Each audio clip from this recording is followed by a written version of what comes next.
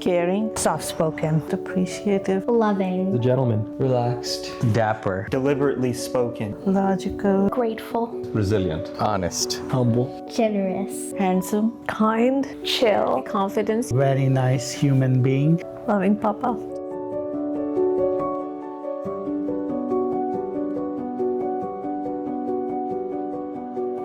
When I met him for the first time, my parents had already made this arrangement for me to get married to him.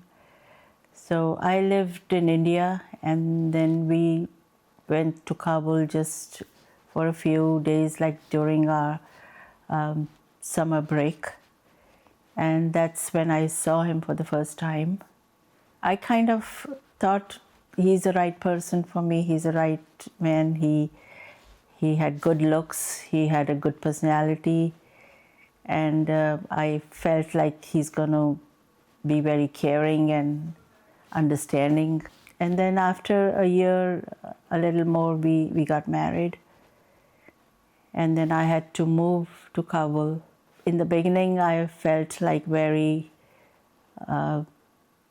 felt like it's going to be very difficult for me to live here, but no, he made it easy for me.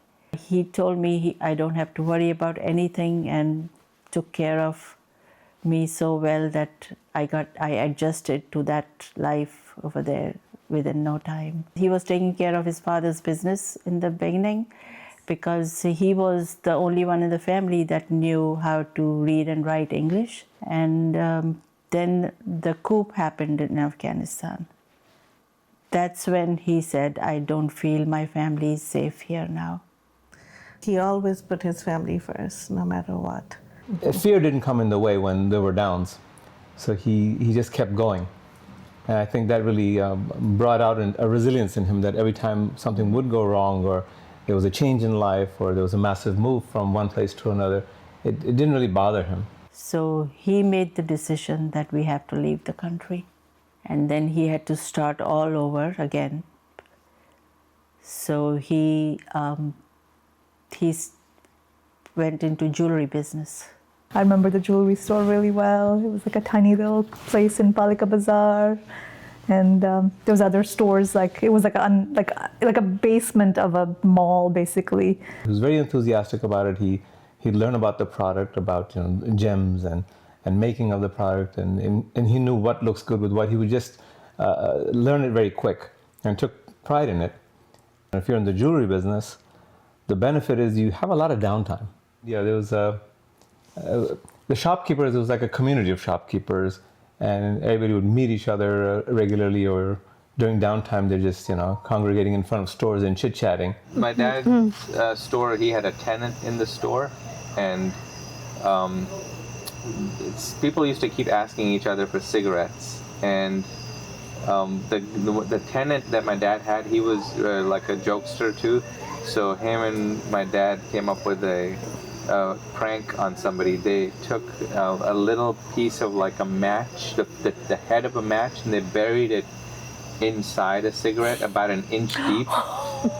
and some guy used to keep asking for cigarettes down the store. Even though my dad didn't smoke, he told the tenant who smoked, he said, take this and shove it inside the cigarette. He'll never ask you for one again. And then when the guy borrowed a cigarette, he started smoking it. After about 3 minutes, the cigarette lit up like poof.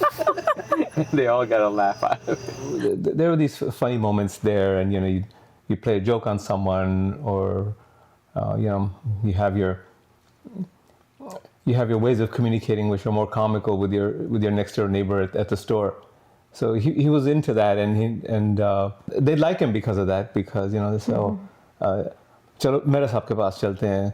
I mean, let's go pay him a visit, because it was fun for them to all hang out with him. And my favorite memory of my childhood time with him was when he would come home from his store, from the jewelry store, and then we would have dinner together. Like every day we had dinner together around the table, and then we would just sit after dinner for the longest time, tell stories about our day.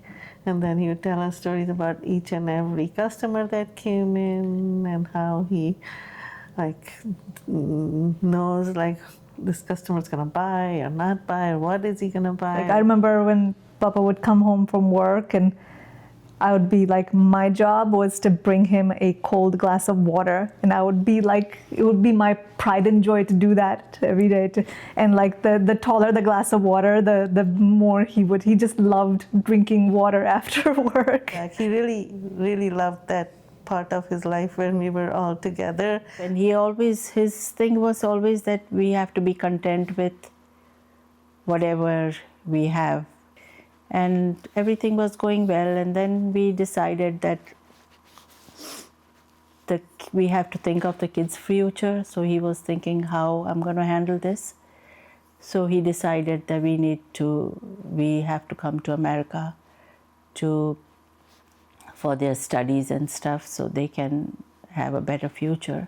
Whatever decisions he would make, it's for the future of his kids. At any time, he was never resistant to change, whether it was technology or even a cultural change, a place to live, a country, a family. He wasn't resistant to change. Yeah. You know, he actually was very adventurous and very entrepreneurial. And then when he moved here, you know, he was pretty old at that time. He was in his late 40s, close to 50 almost. That's when he decided to learn computers. And not only did he learn to use computers, he opened a computer store, which nobody does when they're 50, especially if they're from India or, you know, Kabul, and they don't have any clue what computers are. And he didn't care. He just started a brand new computer store. For a brief period of time, he actually sold computers and computer parts. And there too, you know, he would learn and adapt to things and try his best to, you know, to satisfy the customer. He had a store called Atlantic Digital Systems, and he had people walking in, and he used to build them computers, and he used to fix their computers all by himself, like without any help from me or any. But it was pretty impressive because he had only known about computers for 2 or 3 years, and he knew exactly what to do. He was good with technology. Yeah, that impressed me, I would say. Even technology, like now with the phone, he knew how to take care of his accounts, his taxes. He didn't go to the bank. He would deposit all his checks on the phone. He was probably the most technologically advanced person that I know. Of his generation. Yeah. Like he knew how to do things that like he would know how to like use that watch to like take a picture with the Every camera. iPhone, he knew things that I didn't even know existed. Yeah. With certain things. For Papa, all these things were like normal. Like it wasn't challenging for him at all.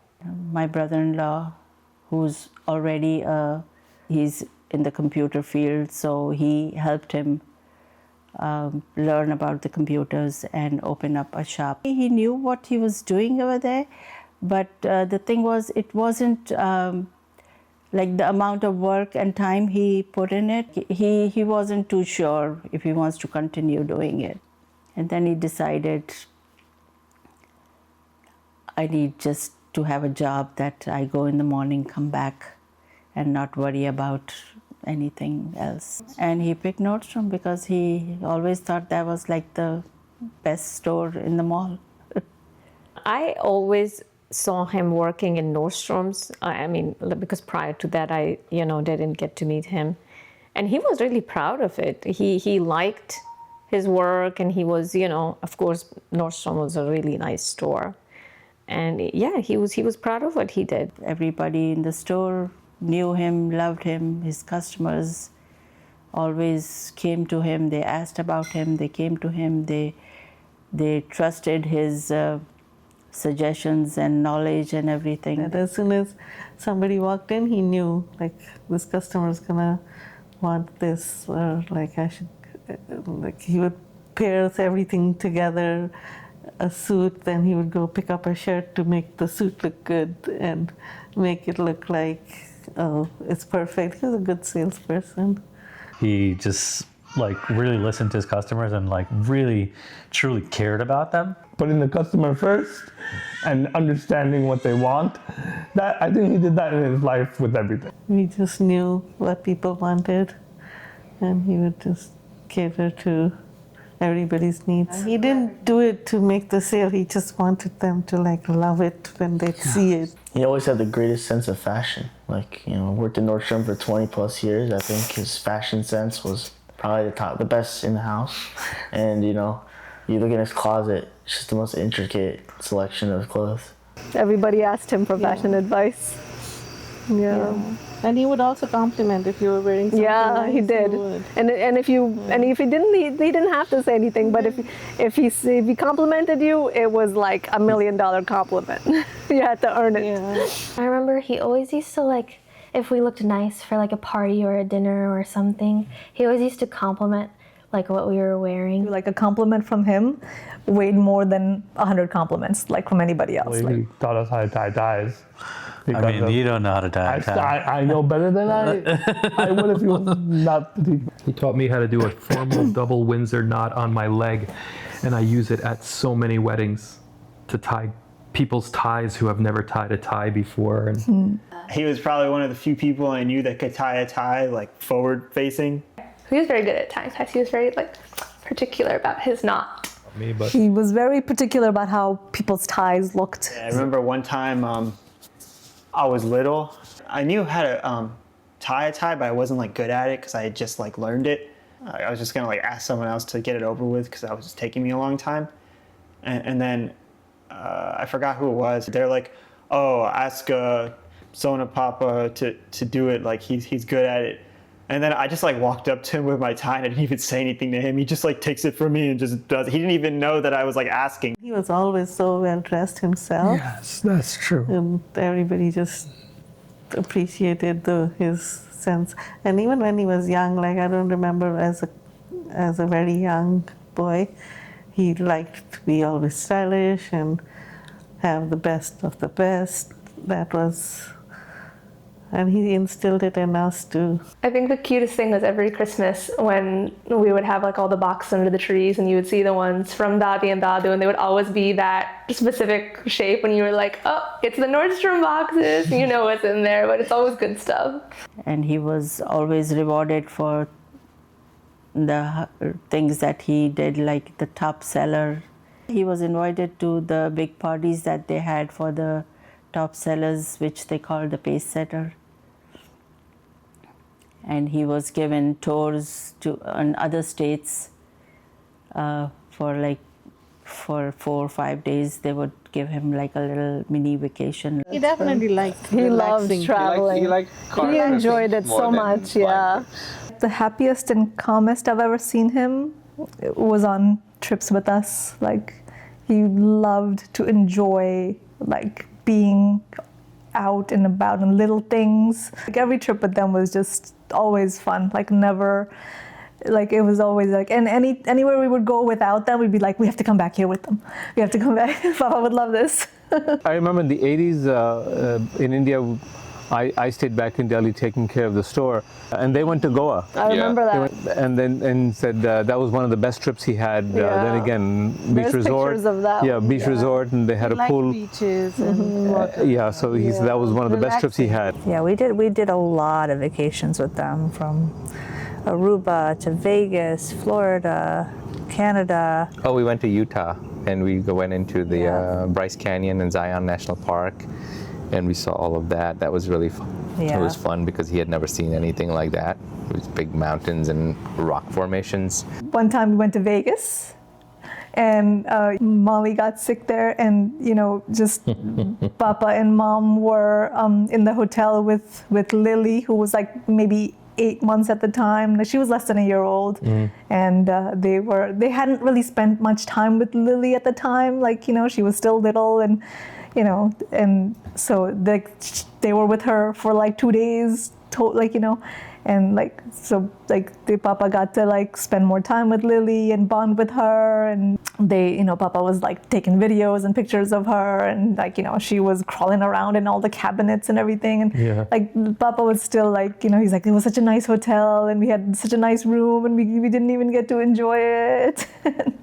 But then we got to have. But they did enjoy it. We enjoyed that, and then we got a private plane flight back from Vegas, and that was also it was serious, but it was also we enjoyed it in a way that like it was like a new experience for everybody, you know. Plus, Molly was feeling better by that time, Yeah, so Molly we were was celebrating on exactly. that plane. We were happy. You know, yeah, she was going to yeah. be fine. It was not a big Yeah. deal. You know, so that was everybody a memorable happy. trip, like, you know, among That's all probably of them. the most We had memorable. so many good trips. We went to London in 14, and he hadn't seen his brother in like 25 plus years. So we went to London and we met everybody again for the first time. We went to different places. We went with the kids, the grandkids, and then we also went, just the two of us, to some places like Cancun and Aruba, and we went to California. They used to travel. They used to travel with us, but then Mom and Papa used to travel alone also. They went everywhere. They used to go to Las Vegas. They went to Atlantic City quite a few times. That was one of their favorite spots back in the day. They used to go like every month. They went to Cancun by themselves. They went to Aruba once by themselves. And they also went to Florida a few times without us, to Disney. One time they went there and they had a little too good of a time because they went to the water parks. He went on the rides and on the slides and everything with Mom and him. And Dadi says he overexerted himself and ended up in the hospital. So I got a call the next morning that Papa's in the hospital and he overexerted himself. And then Bua had to go and bring them back because they wouldn't let them out of the hospital. So he loved to have fun. When he came back from his vacation to France, he could not stop talking about it to me. And he had so many pictures and he would show me and he was like, look at the supermarkets they have. And it's funny because, of course, I know exactly because I lived there. But he would still, no, look, and you know, and Sunday there's the market and it was so nice and they have all the fruits and vegetables. I'm like, yeah, I know. He loved that trip. And he loved to go on vacations where there was rivers nearby because he loved going into like flowing rivers. We found a place in New Hampshire where there's flowing water that used to remind him of his time in a city in Kabul or near Kabul called Bagman. So he used to go there a lot. Most recently, it's probably the Fort Lauderdale one. I think it was Fort Lauderdale. He had a lot of fun on that trip. He like everyone together and Thanksgiving dinner and everybody was just having a good time. That was really awesome because that was I think probably the last trip where like most of our immediate family was there. I think it's just like special that, you know, obviously I came into the family and everyone wanted to like go on this trip, and I thought it was just so special that like, you know, we were able to get together and make it and everybody made it an effort and it was such a beautiful time. And I know for him it was, you know, such a great experience because he just, honestly, it wasn't even the fact that we were in Fort Lauderdale. It was like that all of his family was together. When we went to Fort Lauderdale, like, I really liked that time and like all the pictures we took near the beach. That was my favorite. That's like my favorite picture on earth. Whenever I think about traveling with Dado, I always think about the water. Like not always just the beach, right? Like we would go, like I remember going to Niagara Falls with him when I was really small, and I think we also did a trip to Maine and New Hampshire, and we went to like one of the national parks and there was a lake or somewhere to swim. And I just remember anytime he was in the water, he was just like, I don't know, his face would just light up. Any time by the water, he was the happiest. Yeah. No, he loved the water.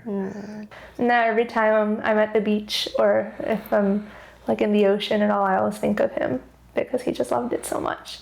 And he couldn't swim, but he loved water. At beach, you don't really have to He swim. actually went in the water. Yeah. He would go float, float on his back.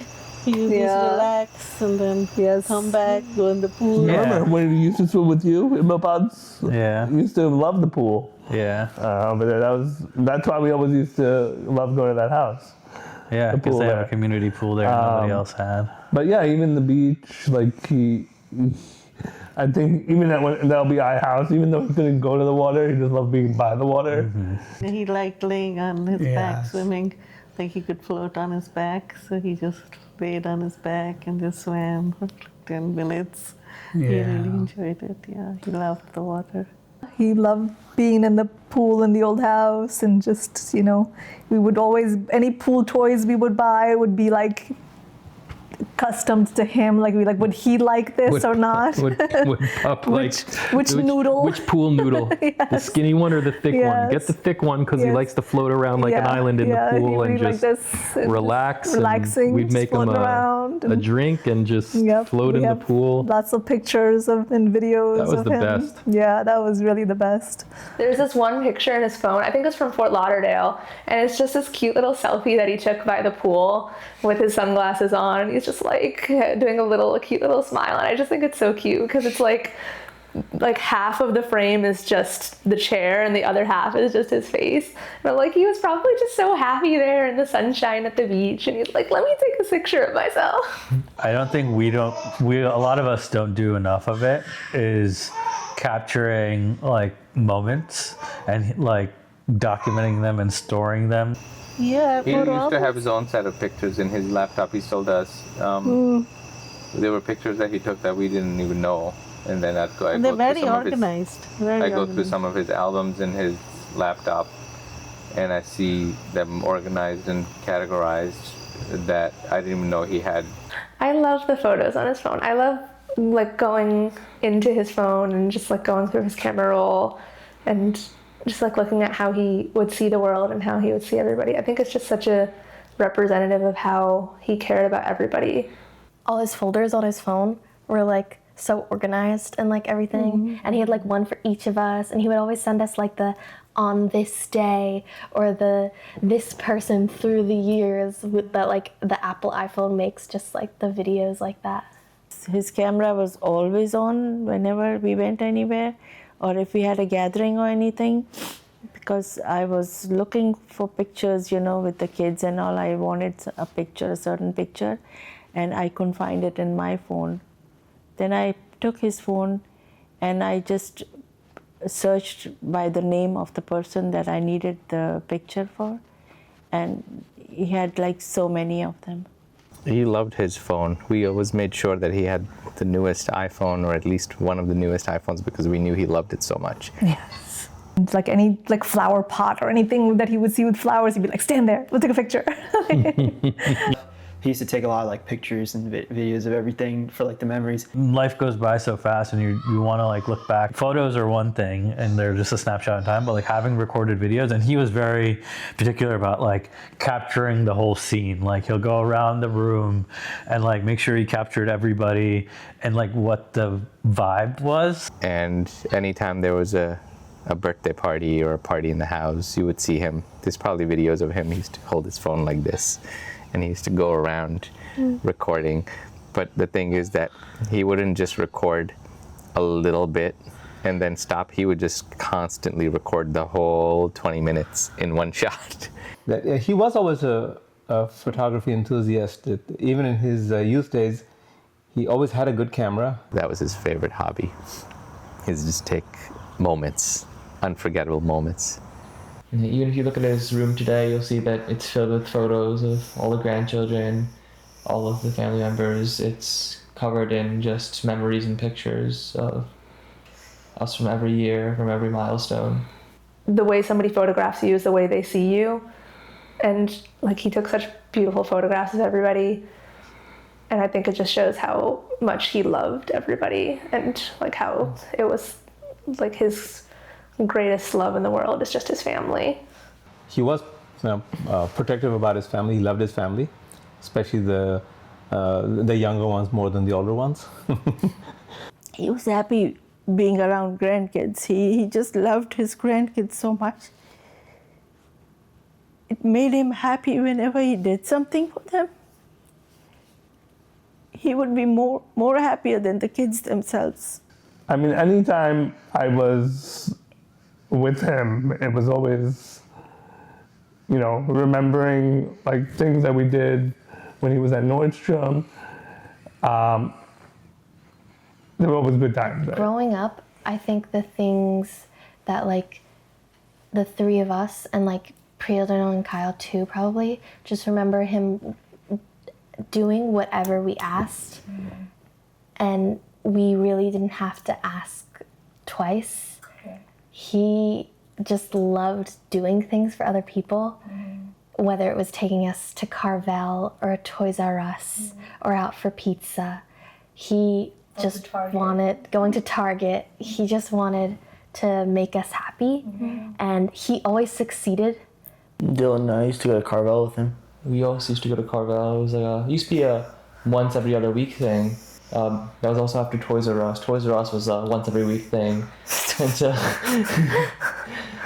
yeah, he never used to say no to anybody ever. Like, it was always, you would always know that if you want anything, it's like, oh yeah, Dadu will do it. Like, Dadu's so down, because he just loved everybody so much. And you always knew that he was always going to be there for you, whatever you wanted. He took me, Lily, Lucy, and I think Dylan and Kyle, maybe Priya, all to Target, because we really wanted to go, of course. But I just wanted to go just to be there. I just hanging out with my cousins and my family and Nanu and Nani and everything. He took us to Target and everybody spread out across the store. But I didn't want anything or need anything, so I kind of was just looking around with everybody else, and I didn't buy anything. And at the end, we were all meeting up by the checkout, kind of where all the jewelry is and everything and the accessories. And everybody had something. Everybody got one thing. And Nanu was like, where's yours? And I was like, I don't need anything. And he was pointing out things in the accessories and jewelry section. This would look nice. Do you like these? Do you like these? So finally he was like, I need you to buy something. You have to buy something. He wanted to get me something so bad. And it just makes me feel special when somebody wants to do that for you. So finally I was like, well, I do need a new wallet. So he got me the wallet that I still use, and that's what he got me from Target. He used to take me to Starbucks sometimes, and then I would get a coffee or something, and he didn't really like coffee, so he would get a pink drink or something like that, and it was really cute. One of my earliest memories was he used to take me and Priya to McDonald's, and I remember when I was telling people about this, Rope said that he used to do that for him and Mithbea as well. When we were younger, he always tried to make the effort to, I guess, take us places. Nanu was shopping on his phone or something, and then he saw this dress on Macy's, and he was like, oh dude, this is so pretty, do you like it? And I was like, yeah, it's really pretty. And then I really liked it, and he was like, yeah, he was looking at reviews or something. He was like, yeah, it looks really good. And then he just he just ordered it for me without me even asking for it. I thought he was just showing me because it looks pretty. And he ordered it for me, and then it came, and I still have it. I still wear it sometimes. One of the last special moments we had was the dinner that we all went to. But it was just nice to just spend those grandchildren dinners that they did, and very thankful for being at the last one, because I almost wasn't. He always put his family first, no matter what, and he always took pride in his kids and their accomplishments, and each and every one, his kids, his grandkids. He was so proud of each and every one. When I won my scholarship in high school, Dylan said to me, when I saw them, they're like, oh yeah, congrats on the scholarship. I'm like, oh, thanks. You know about that? They're like, yeah, Dadu's watched it like 10 times. I'm like, what? He's like, yeah, he's watching it. He's always smiling. I'm like, oh, wow. Oh, cool. I feel I always just felt close to him, because I knew no matter what, I could go and talk to him, he would always be there for me. He was there for us pretty good when my dad got sick too. Yeah. We spent, some time together when my dad got sick, and it was good to have him there. And he filled some voids for me when my dad was gone. Yeah. I didn't have anybody to ask besides Lavina about business and things that I wouldn't have known about. I always miss his advice. When I get stuck, I always think, what would Papa do? He was full of wisdom, and he always gave you the right advice, from his heart. Yeah. He gave you the right advice when you needed it. Yeah. Yeah, he did. And but he just showed up. Yeah. He just showed up at the right time. Yeah. He would always say the right thing to you with no motive, with no with no disregard either. He always respected somebody else when giving them his opinion. He had a lot of wisdom, even in things that you wouldn't think he did. He was always there for me, like whenever I had any question about like stuff that I couldn't ask anybody else, that like I would ask him. He would say that was just his part as a dad, but to me it was special. He was always here. He was always there for me when I needed him. Even more than like what I could expect, he just went above and beyond. Whenever I would talk to him about something or explain to him about something, he wouldn't really say much, right? And so I would me, like I explain a lot and a lot of detail and stuff. So I'd be telling him about everything and this and that and this happened. And I mean, you would think that he's not listening because he wouldn't say anything. And then at the end, he would say something. He would say maybe one sentence, a few words, but what he would say really encapsulated the entire conversation that I was having with him. And so you would think that he wasn't listening, but no, he was listening to everything. And he didn't say too much, but what he said had a lot of weight because he really thought about it. He didn't say too much, but when he said something, it meant a lot. And even just talking to him just gave you the answer. I miss him so much for that. One time we were bidding on a house and it was taking a long time and it was causing a lot of stress and not going through, and it eventually didn't go through, and it just, I got emotional about it, and he was like, just don't worry if something doesn't happen. It's guiding you in the best way for you. And that really, that just calmed me down. I was like, yeah, you know what? It didn't happen for a reason. So, and I was happy in the end. So, yeah. Mm-hmm. And that's just one example I can think of now, but there's just so many things that he would always say that were just like short answers, but they just always made sense. When things didn't work out, he was very supportive of it. He was unconditionally honest, no matter what. So anytime you have the smallest urge to do something dishonest, I always remember him. Yeah.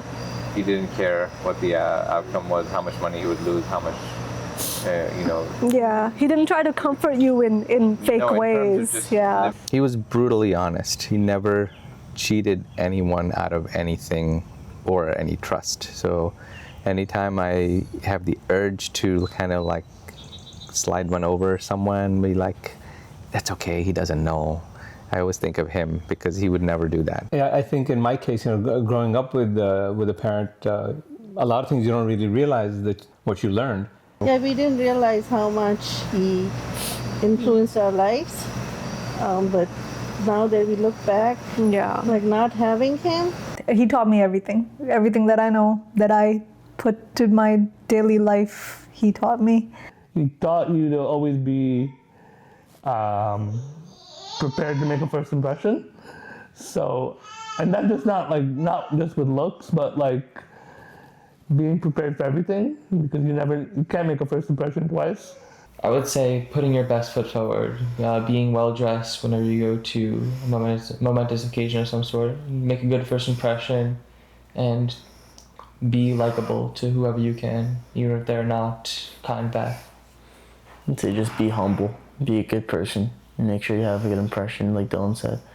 He taught me early on, like if you ever have the opportunity to help somebody, to help them, like, because you're the answer to their prayer somehow, So if you're ever in a position to be able to be helpful to someone, do it.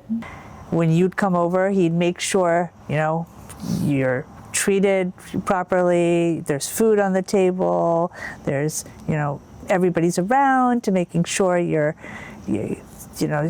acknowledged, and that I don't want to say old-fashioned, but that way of thinking, we don't see that in the newer generations. I remember one time I was taking a nap in like his room, like just a few years ago, like I wasn't feeling well or something, and I was taking a nap in his room, and like it was just me and him in the house, and he brought me paratha with paneer and pudna on it, and had just woken up, and I was like, I don't even eat gluten, but I'm gonna eat this.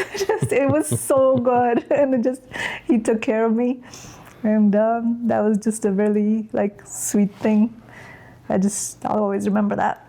Whenever it was snowing outside, and either like we would go to play when we were really little, or then we would go to help shoveling, or like mom and pop would go out to shovel all the snow, he would always make leti for everybody. So then you would come inside and you'd be all freezing, and then you would just pour you a glass of leti and you would hold it, and it would just warm you up like from the inside out. And it was just like the nicest thing in the world, and it's just like he just loved making things for people and making people feel happy and warm. Yeah, on the contrast side, in summer, he used to make lemonade whenever we went outside. And like, I remember one time I was painting the hammock, and I came inside sweating, and he like made me lemonade and gave it to me.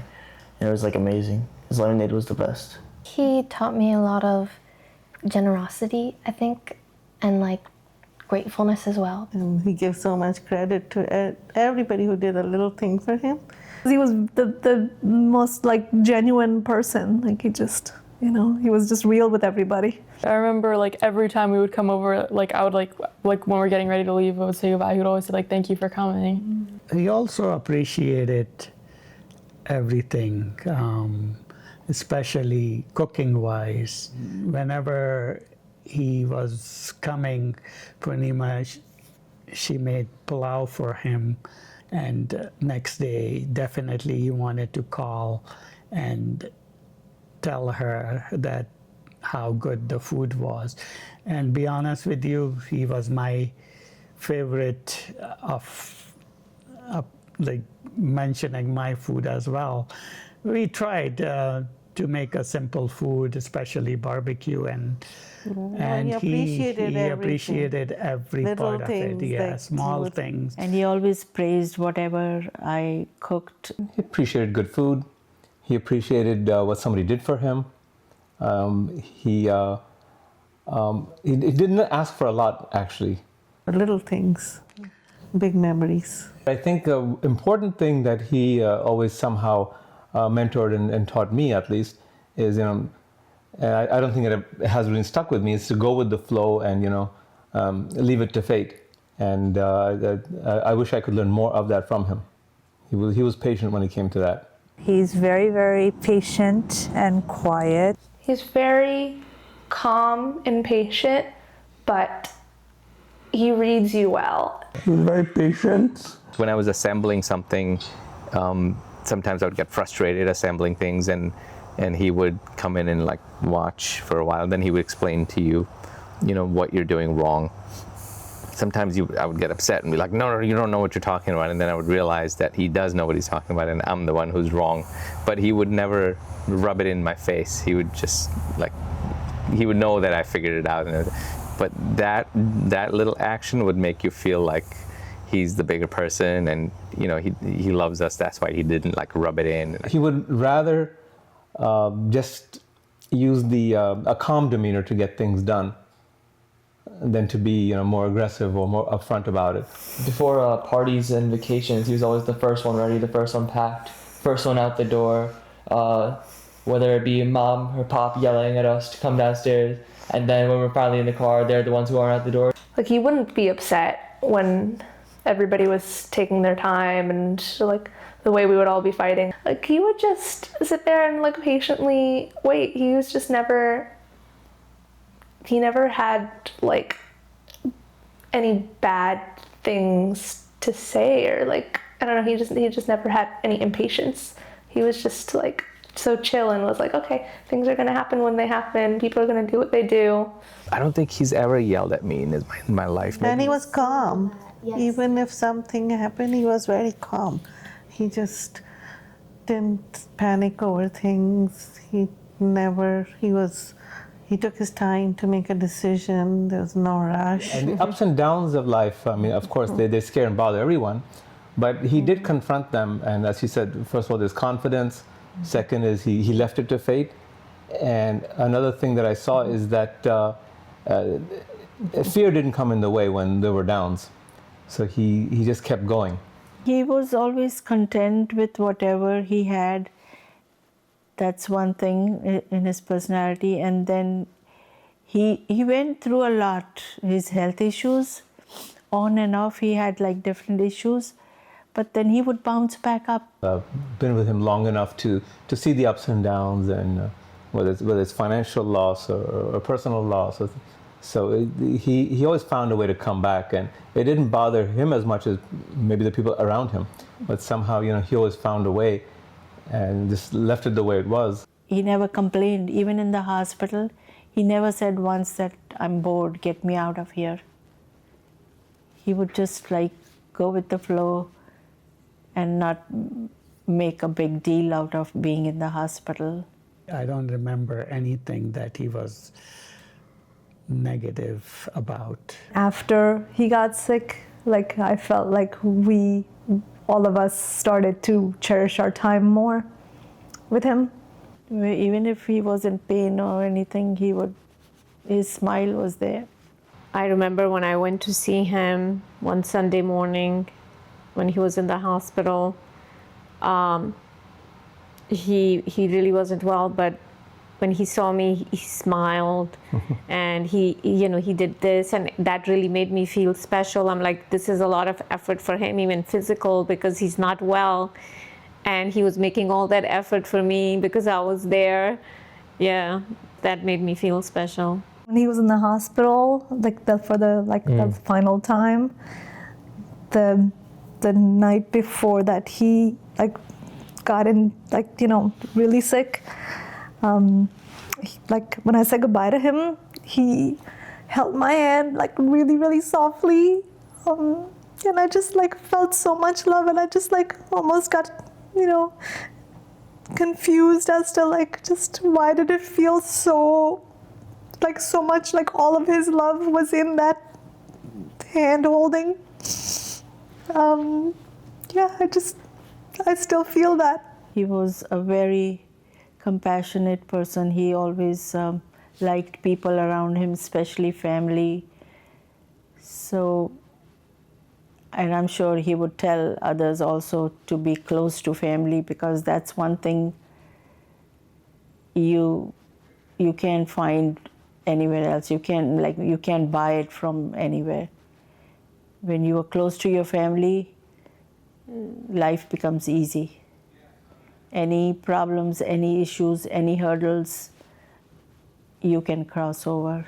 I remember he also had a conversation with me one time, just making sure you keep good people in your life, because I think he really appreciated our family, and he knows that everybody here is good people, and he's proud of how everybody has grown up to be, and is really values how good everybody in the family is. And so he's known, I think, throughout his life what good people and what bad people can be. And I think he wanted to make sure that we all know that too, and just to make sure that we keep each other around always. I always felt close with him. There was never a time that I ever felt mad at him or he was always very forgiving and loving. Everybody says that my dad's the best. And I'm one to tell you that I'm be totally honest. If there was any flaws, I would come straight out and let you know. I thought and honestly couldn't find one. One thing is nobody has anything bad to say about him. Whatever we accomplished, he was always appreciative and always encouraged us whatever we want to do it. He was just an amazing person. He was the best papa, and just so loving and caring. A lot of us wouldn't be in this area if it wasn't for him and Kashimama and all, and just establishing here.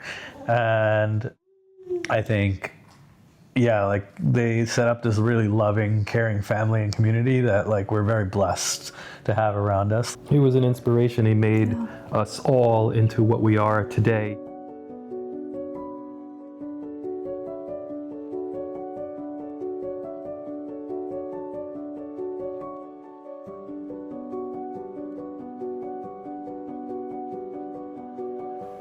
And then this is the last one. This is the big one, so you can take time to think. Yeah. If you could say something to him now, what would you want to say?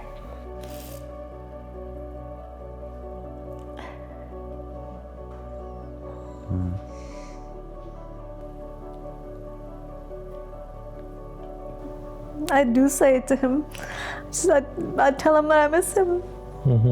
And I tell him that every day. I miss him. And I love him. Miss him, yes. Yes. I love you. Yeah, I love you. And thank you. Yeah, I told him that a lot, but I will say it again. Thanks for, doing the best you could. I would say thank you. I mean, it's it takes a lot to do what we did, I think. Yeah.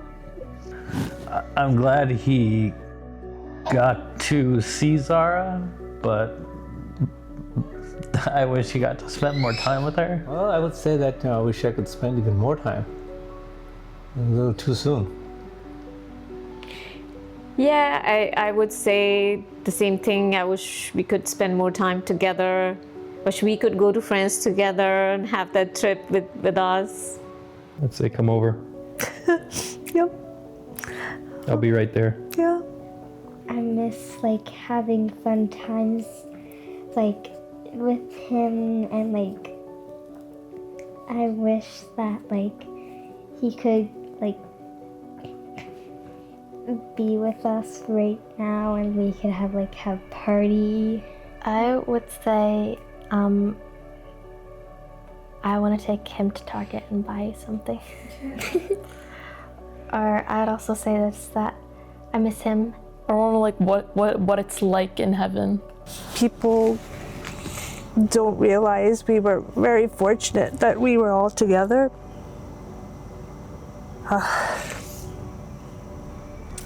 I never was accepting of the fact that, okay, it's coming to an end. I would just make sure that he knew how thankful we are for what he gave us. I think he knew, but we weren't we never really sat down and had this conversation that everything we are is because of him. And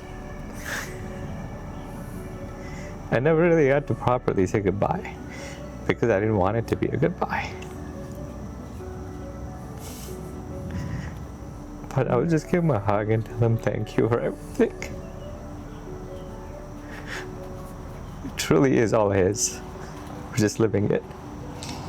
I wish he stayed with me a few more years. And